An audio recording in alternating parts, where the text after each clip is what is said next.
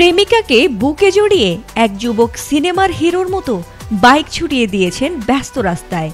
সিনেমায় এমন রোমান্টিক দৃশ্য হরহামেশা দেখা গেলেও বাস্তবে এমনটা সচরাচর চোখে পড়ে না। তবে এবার এক প্রেমিক তার প্রেমকে আরও রোমান্টিক আর স্পেশাল করতে আইনের তোয়াক্কা না করে প্রেমিকাকে বুকে জড়িয়ে বাইক নিয়ে সোজা বেরিয়ে পড়েছিলেন ব্যস্ত রাস্তায়। কিন্তু বাস্তব জীবনে সেই সিনেমার রোমান্টিক দৃশ্যের শেষটা হলো একেবারেই অপ্রত্যাশিত। প্রেম নয়, হাতে ধরা দিল এক বিশাল জরিমানার রসিদ। আর এমন ভিডিও হঠাৎ করেই সোশ্যাল মিডিয়ায় বেশ ভাইরাল হয়। ভারতীয় সংবাদ মাধ্যম এনডিটিভির এক প্রতিবেদনে এ খবর জানা গেছে। ঘটনাটি ভারতের উত্তরপ্রদেশের নয়ডা এলাকার। সামাজিক যোগাযোগ মাধ্যমে ভাইরাল হওয়া সেই ভিডিওতে দেখা গেছে সিনেমার রোমান্টিক দৃশ্যের অনুকরণে প্রেমিকাকে কোলে বসিয়ে রাস্তায় বাইক চালাচ্ছিলেন ওই তরুণ। কিন্তু হেলমেট না থাকায় ও সড়ক নিরাপত্তা আইন ভঙ্গ করায় তার নজরে আসে ট্রাফিক পুলিশের। অতঃপর প্রেম দেখাতে গিয়ে শেষমেশ সেই প্রেমিককে গুনতে হয়েছে বিশাল অঙ্কের জরিমানা।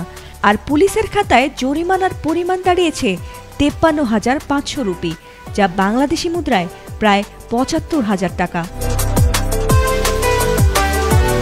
ভিডিওটি প্রকাশ করে উত্তরপ্রদেশ পুলিশ মজার ছলে লিখেছে, রোমিও জুলিয়েট নয়ডার রাস্তায় বাইক সংস্করণ বানাতে চেয়েছিল, কিন্তু এই গল্পের শেষটা হলো প্রেমের গানে নয়, বরং মোটা অঙ্কের জরিমানার মাধ্যমে। তাই নিয়ম মানুন, নিরাপদে থাকুন, তাতে প্রেমও টিকে যাবে।